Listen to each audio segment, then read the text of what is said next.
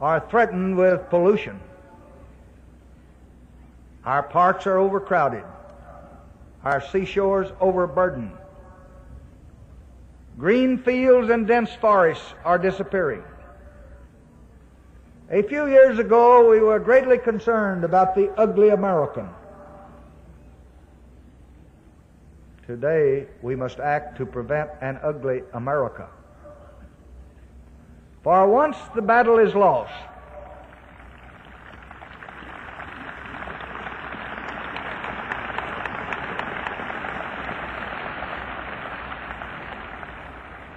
once the battle is lost, once our natural splendor is destroyed, it can never be recaptured.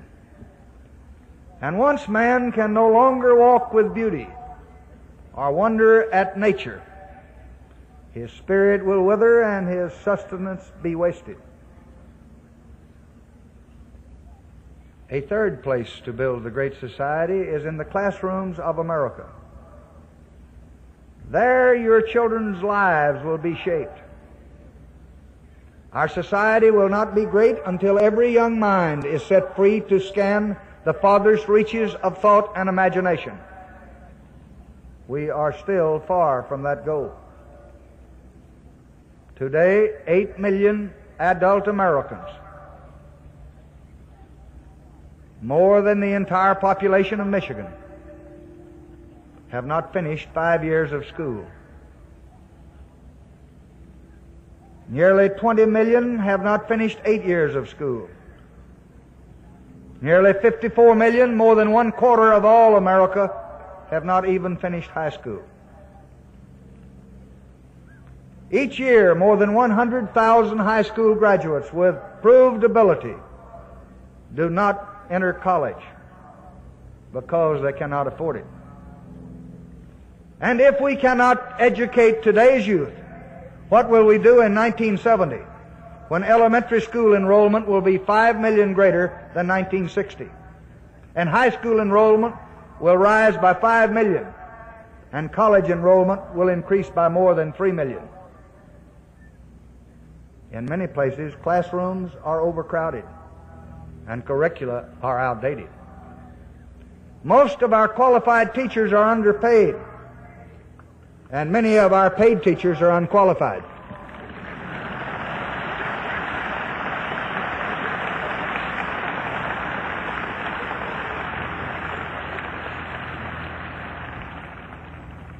So we must give every child a place to sit and a teacher to learn from. Poverty must not be a bar to learning, and learning must offer an escape from poverty.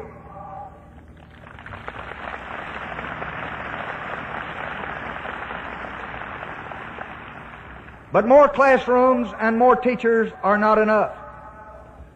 We must seek an educational system which grows in excellence as it grows in size. And this means better training for our teachers. It means preparing youth to enjoy their hours of leisure as well as their hours of labor. It means exploring new techniques of teaching, to find new ways to stimulate the love of learning and the capacity for creation. These are 3 of the central issues of the Great Society. While our government has many programs directed at those issues, I do not pretend that we have the full answer to those problems. But I do promise this: we are going to assemble the best thought and the broadest knowledge from all over the world to find those answers for America.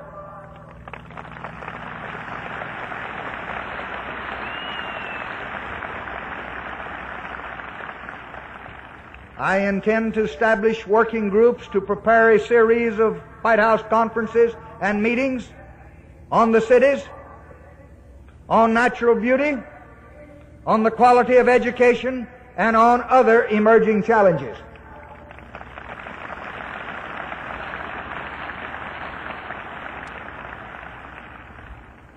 And from these meetings and from this inspiration and from these studies, we will begin to set our course toward the great society.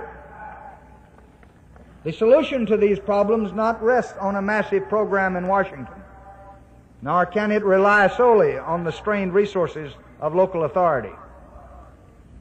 They require us to create new concepts of cooperation, a creative federalism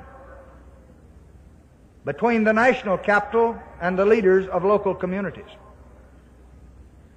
Woodrow Wilson once wrote, "Every man sent out from his university should be a man of his nation as well as a man of his time."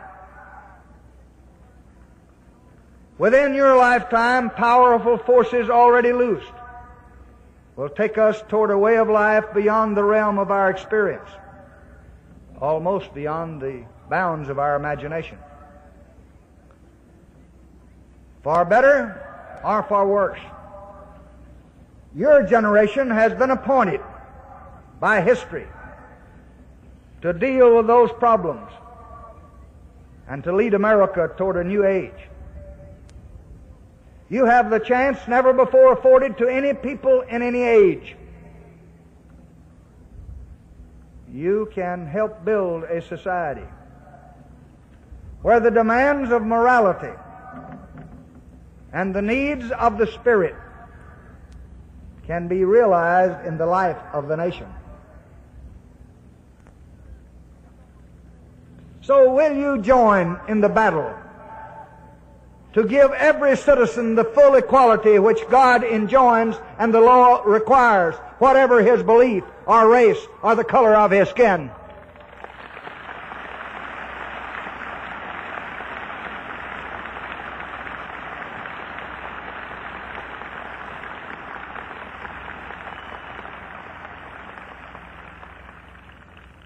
Will you join in the battle to give every citizen an escape from the crushing weight of poverty?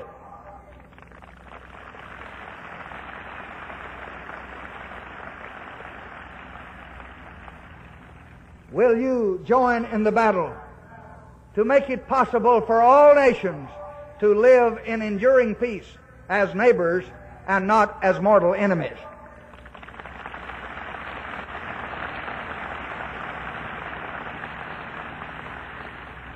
Will you join in the battle to build the great society, to prove that our material progress is only the foundation on which we will build a richer life of mind and spirit?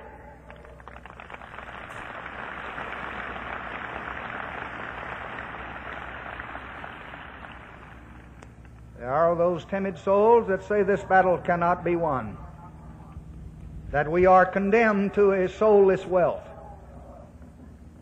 I do not agree. We have the power to shape the civilization that we want, but we need your will and your labor and your hearts if we are to build that kind of society. Those who came to this land sought to build more than just a new country. They sought a new world. So I have come here today to your campus to say that you can make their vision our reality. So let us, from this moment, begin our work so that in the future men will look back and say, it was then, after a long and weary way, that man turned the exploits of his genius to the full enrichment of his life. Thank you. Goodbye.